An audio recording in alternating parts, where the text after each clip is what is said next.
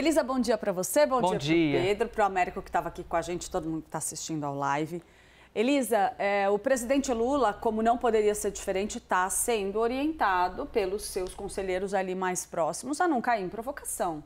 Não tem porquê, não é interessante para o Brasil, neste momento, rebater uma provocação, uma alfinetada como essa, por parte de Nicolás Maduro e de qualquer órgão do governo venezuelano, ao entendimento de que a resposta do Brasil em relação às eleições na Venezuela vem sendo dada de maneira firme dentro das instâncias diplomáticas e vamos lembrar, até com um tom bem manso, bem ameno, porque existe sim uma ala dentro do PT, partido do presidente Lula, que tem afinidade com a Venezuela, que quer manter uma certa boa relação diplomática, mas neste momento o Brasil e a figura do presidente Lula em especial acabaram se tornando interessantes para o próprio Nicolás Maduro.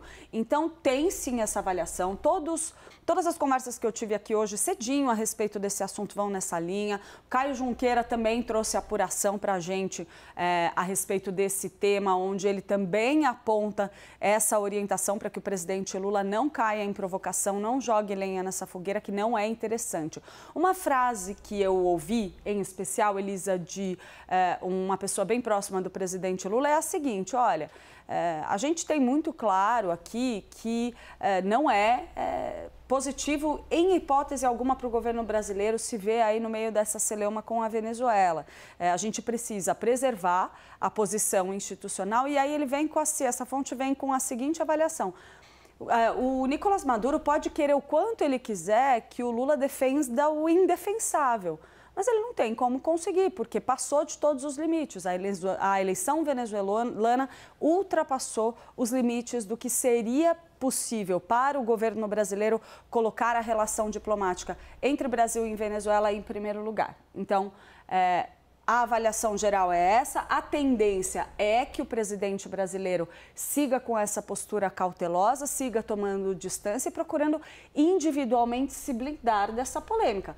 Pode ter resposta do ponto de vista institucional? Pode. A gente viu, inclusive, manifestações de Celso Amorim que despertaram as reações que despertaram lá na Venezuela, inclusive com a ameaça de que ele seja declarado persona não grata. Olha que coisa. E tudo começou essa semana nisso, né, Clarissa, inclusive? Agora, tem um movimento claro, né, da Venezuela de tentar trazer o presidente Lula para o jogo. Então, é aí que está a pegadinha na qual o Lula não tem o menor interesse em cair. Só interessa ao Nicolás Maduro e ao seu regime nesse momento isso. Mas, Clarissa, isso até já vou chegar aqui na apuração do Pedro Venceslau sobre uma ala do PT. Isso é uma coisa controlável? Eu me refiro a qual sentido?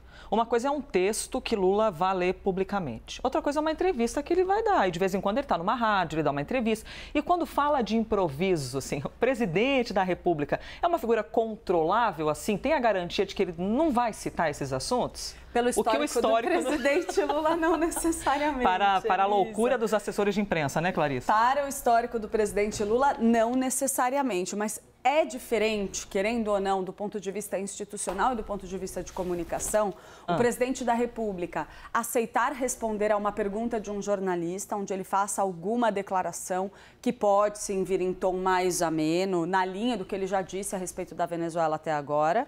E outra coisa totalmente diferente é, assim que sai uma publicação como essa, haver uma manifestação do presidente. Então, pelo menos no primeiro momento, a tendência é que o presidente evite esse assunto.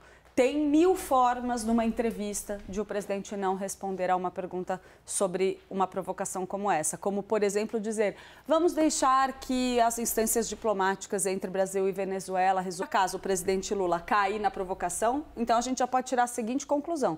Ele foi aconselhado, mas ele não estava afim. Pois é. E isso pode acontecer, né, minha gente? Conhecemos aqui o histórico de Lula e de como e até tanto do ex-presidente como do presidente atual, eles têm essas características, né? São grandes lideranças políticas e tem uma coisa meio vida própria quando estão dando entrevista, né? Não é geralmente um ambiente ali muito controlado.